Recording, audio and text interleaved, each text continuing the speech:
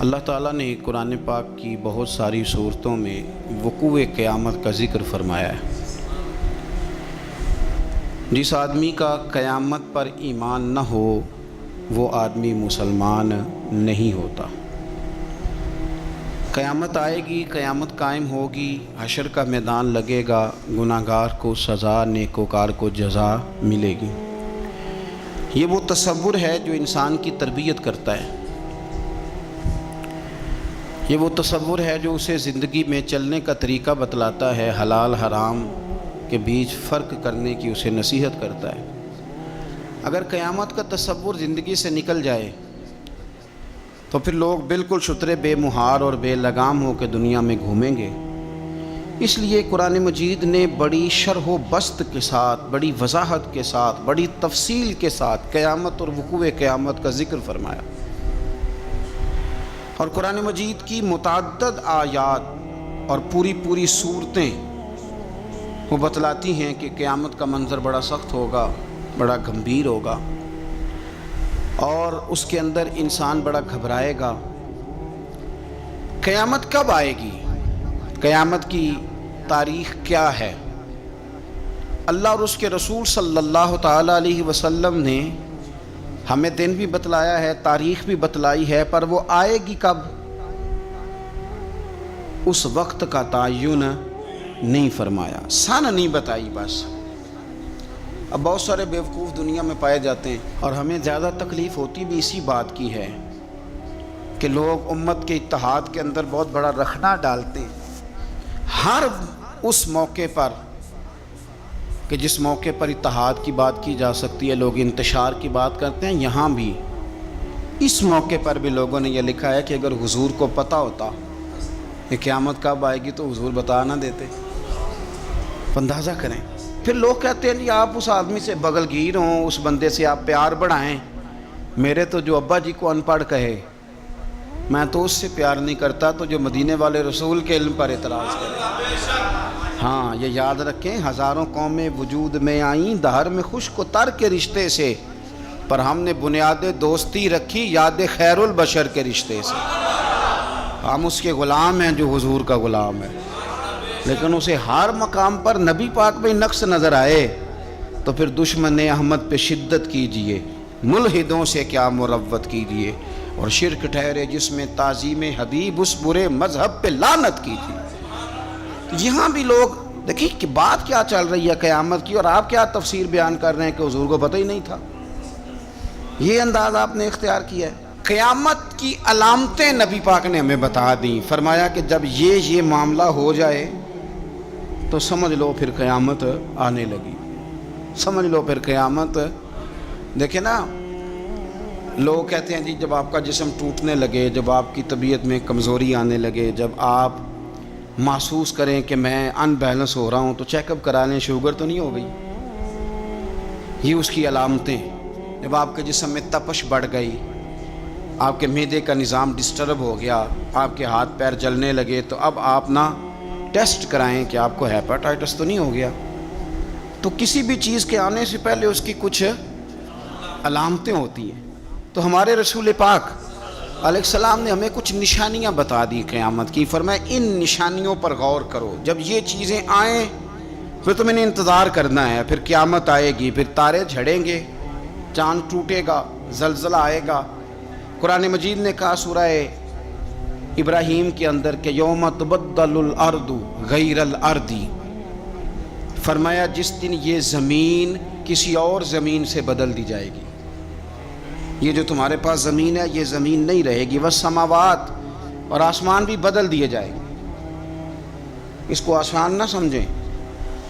آپ زمین پہ پیر رکھیں اور آپ کو شاید شیشہ ہی لگا ہو، اگر آپ کو اندازہ ہو نا کہ یہ پانی ہے تو آپ کا پیر جمتا نہیں، آپ گھبرا جاتے ہیں کہ یہ وہ والی زمین نہیں جس پر میں چلنے کا عادی ہوں۔ یہ کوئی آسان بات نہیں۔ آپ اپنا ملک چھوڑ کے کسی اور ملک جائیں تو آپ بڑے پریشان ہوتے ہیں، کہتے ہیں میں پردیسی ہوں، اور انشاءاللہ پردیسی کوئی بھی نہ تھی وے ککھ جنا تو پارے تاڑی مار اڑا نہ باہو اسی تے اگے ہی اڈن ہارے۔ بڑا مشکل مرحلہ ہے پردیس، حالانکہ زمین وہی ہے، لیکن آپ کی مٹی بدل گئی تو آپ پریشان ہو گئے۔ تو رب فرماتے اس دن کا بھی خیال کر جس دن میں زمین ہی بدل دوں گا۔ تو زمین پہ پیر رکھے گا پر یہ وہ والی زمین نہیں ہوگی، والسماوات اور آسمان بھی بدل دوں گا، وبرزوا للہ الواحد القہار، اور فرمایا سب لوگ اس دن اس اللہ کے سامنے کھڑے کیے جائیں گے جو وحدہ لا شریک بھی ہے اور سب پر غلبہ رکھنے والا بھی۔ اس دن سب اس کے سامنے کھڑے ہوں گے۔ میرے نبی کریم صلی اللہ تعالیٰ علیہ وسلم، نبی پاک علیہ السلام نے دو قسم کی نشانیاں بیان کی۔ ایک علامات کبریٰ ہیں، بڑی بڑی نشانیاں، جیسے دجال آئے گا، یاجوج ماجوج نکلیں گے، حضرت عیسیٰ علیہ السلام آئیں گے، امام مہدی علیہ السلام تشریف لائیں گے، تو یہ بڑی بڑی نشانیاں۔ لیکن اس سے پہلے چھوٹی چھوٹی نشانیاں بھی حضور نے بیان فرمائی، اور فرمایا یہ تو مجموعی طور پر ہوگا نا، ساری دنیا کے لیے دجال آئے گا، یہ تو مجموعی طور پر ہوگا نا کہ ساری دنیا کے لیے امام مہدی آئیں گے، جناب عیسیٰ آئیں گے، یہ تو مجموعی ہے۔ لیکن تم انفرادی طور پر بھی اپنے دائیں بائیں دیکھو کہ یہ جو چھوٹی نشانیاں یہ تمہارے اندر تو نہیں پیدا ہو گئیں۔ بخاری مسلم میں حدیث ہے، حضرت سیدنا عمر فاروق رضی اللہ تعالیٰ عنہ حدیث کے راوی ہیں، تو نبی پاک صلی اللہ تعالیٰ علیہ وسلم سے کسی نے پوچھا کہ حضور قیامت کے بارے میں کچھ بتائیں، تو نبی پاک صلی اللہ علیہ وسلم نے فرمایا جب لونڈی اپنے مالک کو جنے، جب ماں اپنا آقا پیدا کرے تو سمجھ لو قیامت آنے والی ہے، پھر قریب آ گئی ہے۔ ماں جب اپنا آقا پیدا کرے، مانا کیا کہ جب بچے اتنے نافرمان ہو جائیں کہ ماں پہ حکم چلائے، اولاد ماں کو حکم سنائے، حکم اماں زیادہ باتیں نہ کیا کر، اماں تو بھی تھوڑا صبر کر، حوصلہ کر۔ جب بچے ماں باپ کو باتیں سنائیں، حکم چلائیں، چونکہ بیٹا کماتا ہے تو وہ اپنے ابا جی کو کہتا ہے کہ ابا جی اب آپ ٹھہرے، آپ کو نہیں پتا، اب میرے ہاتھ میں سارا کچھ ہے۔ فرمایا جس دن تم یہ دیکھو کہ لونڈی نے آقا جنا ہے، ماں نے بیٹا نہیں پیدا کیا، اپنا سردار پیدا کر بیٹھی ہے، تو پھر تم اس دن یہ نہ کہنا بے سکونی ہو گئی، بدامنی ہو گئی، بلکہ اس دن سمجھ لینا کہ قیامت آنے لگی۔ بچے مسلط کریں، آپ یقین کریں بچے مسلط کرتے ہیں، بچے منوا لیتے ہیں اپنا آپ، بڑے نادان ہیں، اپنی جان پہ ظلم کرتے ہیں۔ اور میں نوجوانوں کو ایک بات عرض کروں، ماں باپ کی بات ماننے کا نام ان کی خدمت نہیں، ان کو خرچہ دینے کا نام خدمت نہیں، بلکہ بتائے رسول کریم علیہ السلام نے کیا فرمایا؟ فرمایا رضا اللہ فی رضا الوالد، تو سمجھ جا کہ تیرا والد راضی کس بات میں ہوتا ہے۔ اگر تو اس بات کو پا گیا، تو اس کی رضا کو اگر پا گیا تو پھر تیرا اللہ بھی راضی ہو گیا۔ تو یہ غور کر کہ والد گرامی راضی کس بات، ان کی رضا، ماں کی رضا کے یار دو یار بچوں سے چھوڑے جاتے ابے کے کہنے پر، دو دوست نہیں چھوڑے جاتے، وال ابا کہتے ہیں ان کے ساتھ نہ بیٹھا کر، کہتے ہیں ابا جی یہ تو اچھے بنے ہیں۔ اس کی رضا کو پا جا، اس کی طبیعت کو پرکھ، تو محسوس کر کے یہ راضی کس بات میں ہوتے ہیں۔ تو ماں باپ کی رضا میں راضی ہو جا، تیرا رب بھی تجھ سے راضی ہو جائے گا۔ تو حضور نے فرمایا جب تم دیکھو نا، جب تم دیکھو کہ لونڈی نے آقا جنا ہے تو پھر تم قیامت کا انتظار کرو۔ اور میرے رسول پاک علیہ السلام نے دوسری علامت بیان کی، یہ بخاری مسلم میں بھی ہے، مشکات کتاب الایمان میں بھی ہے۔ حضور صلی اللہ علیہ وسلم فرمانے لگے جب تم دیکھو کہ ننگے پاؤں، ننگے بدن والے محتاج لوگ، بکریاں چرانے والے، ننگے بدن والے، ننگے پیروں والے، یعنی جن کے پاس پہننے کو کپڑا نہیں تھا، پہننے کو جوتا نہیں تھا، بکریاں چرا کے گزارا کرتے تھے، وہ جب محلات پر فخر کرنے لگے، جو بڑی بڑی کوٹھیوں میں رہنے لگے، تو پھر سمجھ لو قیامت آ گئی ہے۔ رکشہ چلانے والے کا بیٹا جب وزیر بنے اور اس سے پوچھا جائے کہ کروڑوں روپیہ کہاں سے آیا، تو وہ کہو میرے تو پرائز بانڈ ہی بڑے نکلے ہیں، میں جو بھی خریدتا تھا نکل آتا تھا، جو بھی خریدتا تھا نکل آتا تھا۔ جب خربوں پتی آدمی سے پوچھا جائے کہ اتنا پیسہ کدھر سے ہے، تو کہ بھینسیں رکھی تھیں، وہ بھینسوں سے پرافٹ ہوا ہے۔ ہم اللہ کے فضل پر معاذ اللہ کسی قسم کا کلام نہیں کرتے، لیکن میرے رسول پاک علیہ السلام نے فرمایا کل تک جس کے پاس جوتا نہیں تھا، پہننے کو کپڑا نہیں تھا، جب وہ محلات پر فخر کرنے لگے اور یہ بتانا اس کے لیے مشکل ہو جائے کہ میری کروڑوں اربوں کی جائیداد کہاں سے آئی، قوم کو لوٹ کر جب لوگ بڑے بڑے محلات پر فخر کریں، تو حضور نے فرمایا پھر یہ نہ سمجھنا ہماری معیشت خراب ہو گئی، یا پھر انتظار کرنا پھر قیامت آئے گی۔ پھر تم نے قیامت کا انتظار کرنا ہے، قیامت آئے گی۔ حدیث سنیے نبی کریم صلی اللہ تعالی علیہ وسلم، یہ آپ نے علامتیں محسوس کرنی ہے، یہ بخاری مسلم کی حدیث ہے۔ ایک شخص نے نبی پاک صلی اللہ تعالی علیہ وسلم سے پوچھا کہ یا رسول اللہ صلی اللہ علیہ وسلم مجھے قیامت کے بارے میں کچھ بتائیں۔ حضرت ابو ہریرہ رضی اللہ تعالیٰ عنہ فرماتے ہیں کہ حضور پہلے ہی قیامت کے بارے میں گفتگو کر رہے تھے۔ اس نے پوچھا کہ یا رسول اللہ قیامت آخر آئے گی کب؟ اللہ کے حبیب علیہ السلام نے اس کو بھی بتایا، ایک تیسری علامت بیان کی۔ حضور فرمانے لگے جب امانت کو ضائع کیا جائے تو قیامت آ جائے گی۔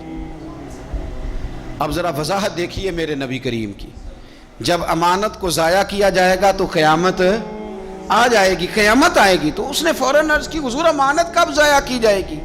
حضور امانت کب ضائع کی جائے گی؟ تو نبی پاک صلی اللہ علیہ وسلم نے فرمایا جب امانت نااہل کے سپرد کر دی جائے، جب کرسی پہ وہ بندہ بٹھا دیا جائے جو اس کا اہل نہیں ہے تو قیامت آئے گی۔ جب کرسی پر نااہل آدمی بیٹھتا ہے، نااہل، تو پھر میرے نبی پاک نے فرمایا پھر قیامت آتی ہے۔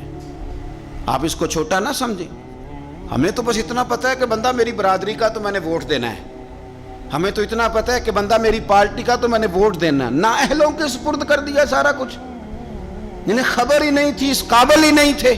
حضرت ابو ذر غفاری رضی اللہ تعالیٰ عنہ وہ خوبصورت صحابی ہیں کہ جن کے تقوی کی گواہی حضرت عثمان غنی جیسے لوگ دیا کرتے تھے کہ یہ نیک اور پرہیزگار بندہ ہے۔ اتنے شاندار حضرت ابو ذر غفاری، اتنے بڑے آدمی۔ انہوں نے عرض کیا یا رسول اللہ صلی اللہ علیہ وسلم فلانے صوبے کا گورنر ٹھیک نہیں، تو آپ اس طرح کریں مجھے گورنر بنا دیں اس صوبے کا۔ تو نبی پاک علیہ السلام نے فرمایا ابو ذر تو نیک آدمی ہے، تو نفیس آدمی ہے، تو اچھا آدمی ہے، تو پرہیزگار ہے، لیکن حضور علیہ السلام فرمانے لگے تو گورنری کے قابل نہیں۔ یہ ایک بہت بڑی امانت ہے، بہت بڑی ذمہ داری ہے، تو اس ذمہ داری کو اٹھانے کی طاقت نہیں رکھتا، اس قابل تو نہیں ہے۔ محبت اور چیز کا نام ہے، قابلیت یہ بھی ہو سکتا ہے کہ کوئی آدمی کسی چیز سے مخلص ہو لیکن اس کی قابلیت نہ رکھتا ہو۔ قابل آدمی کو آپ بٹھائیں گے، مخلص ہونا اور ہے، قابل ہونا۔ ایک آدمی آپ سے بڑا پیار کرتا ہے پر وہ ڈاکٹر نہیں، تو دوائی اس سے لیں گے کہ ڈاکٹر سے لیں گے؟ تو آپ کہیں ڈاکٹر تو میرا واقف ہی نہیں، میں نے تو یہ پیار بڑا کرتا ہے دوائی اسی سے لینی ہے۔ بھئی محبت اور چیز ہے، قابلیت ہم نااہلوں کے سپرد مانتے کرتے ہیں، یہ مان جانا چاہیے ہمیں۔ ملا رومی نے ایک بڑی خوبصورت بات لکھی ہے، بڑی خوبصورت، اور فرماتے ہیں ایک بادشاہ نے باز رکھا ہوا تھا، باز بڑا تنگ تھا بادشاہ سے۔ تو باز جو ہوتا ہے نا اس کے ناخن بڑے ہوتے ہیں، اس کے پر بھی بڑے ہوتے ہیں، اس لیے کہ اس نے پنجوں کے ساتھ اپنا شکار پکڑنا ہوتا ہے، پروں کے ساتھ پکڑنا ہوتا ہے۔ تو اس کے ناخن بھی بڑے بڑے تھے، پر بھی بڑے بڑے تھے، پر وہ بادشاہ سے تنگ بڑا تھا کہ یہ جو ہے اس نے مجھے قید کیا ہوا ہے۔ ایک دن پنجرا کھلا تھا تو باز اڑ گیا، ایک بوڑھی اماں کے گھر چلا گیا۔ بوڑھی نے بڑا پیار کیا، پہلے تو تھپکی دی، پھر چوری کھلائی، پھر بڑی محبت کری۔ باز اس سے بڑا راضی ہوا، اس نے کہا یہ اماں ٹھیک ہے، قید تو نہیں نہ کرتی، چوریاں بھی کھلاتی ہے، پیار بھی بڑا کرتی ہے۔ تو اماں ایک دن کہنے لگی کتنا بیوقوف تھا بادشاہ جس کے پاس تو رہتا تھا، تیرے نہ کبھی ناخن کاٹے نہ تیرے بال کاٹے۔ اس نے اس طرح پکڑا اور پہلے اس کے ناخن اتارے، بڑا چیخا، بڑا چلایا کہ میرا تو کمال ہی میرے ناخنوں میں ہے۔ انہیں کاٹ ڈالے، پھر اس نے کینچی لی اور اس کے پر کاٹے، کیونکہ دیکھو کتنا برا حال کیا ہوا ہے۔ اب وہ نہ شکار پکڑنے کے قابل رہا نہ اڑنے کے قابل رہا، حالانکہ اماں نے کیا پیار ہی ہے، لیکن وہ پیار کر سکتی تھی، باز رکھ سکتی، اس کو رکھنے کے لیے کچھ صلاحیتیں، کچھ خوبیاں چاہیے۔ بادشاہ ڈھونڈتے ڈھونڈتے اس کے گھر آگے آ کے دیکھا تو اس کا برا حال ہے، اس کے قریب آیا تو وہ باز رونے لگا، تو کہنے لگا مجھے واپس لے چل، تیری قید ہی مجھے اچھی ہے۔ تو اس نے کہا تو یہاں کیوں پڑا؟ کہنے لگا یہ پیار بڑا کرتی تھی لیکن اسے پیار کرنا آتا ہے پر باز رکھنا نہیں آتا۔ جو باز رکھنے کا انداز ہے وہ اور ہے، پیار کرنے کا رنگ اور ہے۔ ہمارے ہاں لوگ کہتے ہیں بندہ اچھا بڑا ہے، میں کہتا ہوں اچھا ہونا اور بات ہے اور کسی عہدے کے قابل ہونا اور ہے، اور بات ہے۔ تو جب نااہل کے ذمے کام لگائے جاتے ہیں تو پھر کیا ہوتا ہے؟ پھر قیامت آتی ہے نااہلوں کے ذمے۔ 6 نشانیاں حضور نے اور بیان کی بخاری مسلم میں۔ نبی پاک صلی اللہ تعالیٰ علیہ وسلم نے فرمایا جب علم اٹھا لیا جائے گا اور جہالت کی کثرت ہو جائے گی، اور تیسرا فرمایا جب زنا کاری بہت زیادہ ہونے لگے گی، چوتھے نمبر پہ فرمایا جب شراب عام ہو جائے گی، اور پانچویں نمبر پر فرمایا جب مردوں کی تعداد کم ہو جائے اور عورتوں کی زیادہ ہو جائے، اور چھٹے نمبر پہ فرمایا جب تم دیکھو کہ 50 عورتوں کی سرپرستی کرنے والا ایک مرد ہے، ان کی نگہبانی کرنے والا ایک ہے، ایک مرد ہے 50 عورتیں، جب یہ 6 علامتیں آئیں تو سمجھ لو قیامت آنے والی۔ علم اٹھا لیا جائے گا۔ علم کیسے اٹھتا ہے؟ علماء جب چلے جاتے ہیں اور پیچھے نئے علماء تیار نہیں ہوتے تو پھر علم اٹھ جاتا ہے۔ بہت سارے ضلعوں کے ضلع ایسے ہیں جہاں عالم نہیں ملتا، سکہ آدمی نہیں ملتا، ضلعوں کے ضلع۔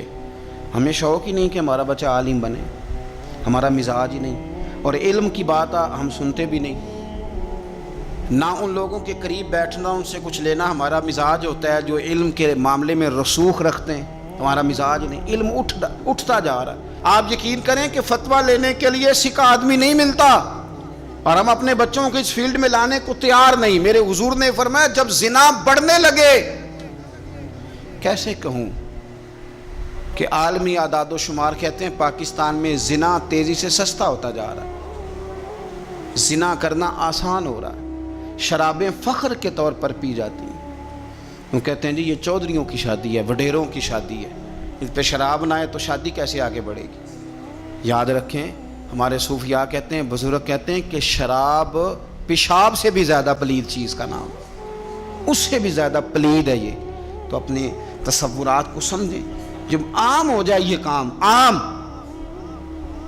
جب جہازوں کے اندر، انٹرنیشنل فلائٹس کے اندر شراب عام ملے، جب آپ کے ملک کے اندر 14 کمپنیاں رجسٹرڈ ہوں جن کو اجازت ملی گئی ہو کہ آپ شراب بنا سکتے ہیں، بیچ سکتے ہیں، تو پھر حضور نے فرمایا قیامت کا انتظار کرنا۔ میرے رسول پاک علیہ السلام نے فرمایا، ابو داؤد شریف کی حدیث ہے، حضرت سلمہ بنت حران ایک صحابی ہیں، وہ فرماتی ہیں کہ نبی پاک صلی اللہ تعالیٰ علیہ وسلم نے فرمایا کہ قیامت کے قریب نہ لوگوں کو مسجد کے لیے امام نہیں ملے گا، لوگ ایک دوسرے کو دھکا دیں گے کہ نماز پڑھاؤ، نماز پڑھاؤ۔ کہاں ملتے ہیں ائمہ مساجد؟ پہلے تو امام کی تنخواہ اتنی زیادہ ہے کہ کوئی امام لگنے کو تیار ہی نہیں، اور اگر خیر سے کہیں کوئی امام لگ جائے تو پھر یہ کہ اگر 25 نمازی ہیں نا تو 25 کی الگ الگ بولی ہے، الگ الگ رویہ، الگ الگ سوچ ہے۔ امام بیچارے نے 25 کے معیار پہ پورا اترنا ہے، 25 کے معیار پہ۔ اگر ایک کے معیار پہ بھی پورا نہیں اترا تو وہ کل بھی فارغ ہے اور آج بھی وہ فارغ ہے، چھٹی ہے اس کی۔ 25 بندوں کے معیار پہ آپ نے پورا اترنا ہے۔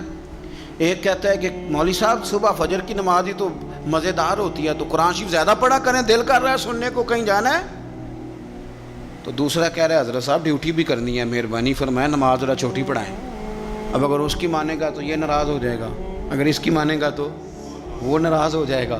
اور امام صاحب پہ حکم بڑی پابندی سے لوگوں کا چلتا ہے، بڑی۔ میرے سے آ کے مسئلے پوچھتے ہیں، کہتے ہیں جی وہ ہمارا جو امام ہے نا جی وہ گھٹنے نہیں صحیح لگاتا۔ میں نے کہا جب تک میں دیکھ نہیں لیتا اس کے گھٹنے صحیح لگتے ہیں کہ نہیں، میں نے فتویٰ کوئی نہیں دینا، پہلے دیکھ لو۔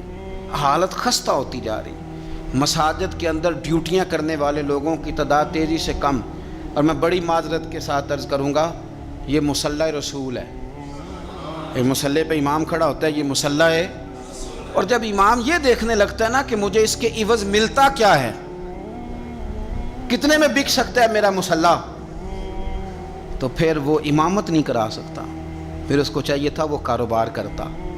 تیرے لیے اتنی تنخواہ بہت زیادہ ہے کہ تجھے مصطفیٰ کا مصلی نصیب ہو گیا۔ تیرے لیے یہ چھوٹا اعزاز ہے کہ تو وہاں کھڑا ہے جہاں مدینے والے رسول کھڑے ہوا کرتے تھے، اور تو تلاش کرتا پھرتا ہے کہ کہیں 2000 زیادہ ملے تو ادھر چلا جاؤں۔ تو یہ بھی قباحت ہے جس کی وجہ سے لوگوں کو ائمہ مساجد نصیب نہیں ہوں گے۔ یہ قیامت کی نشانی میرے رسول پاک صلی اللہ تعالی علیہ وسلم، دیکھیں حضور نے بیان فرمایا، قیامت کی نشانی حضور نے بیان۔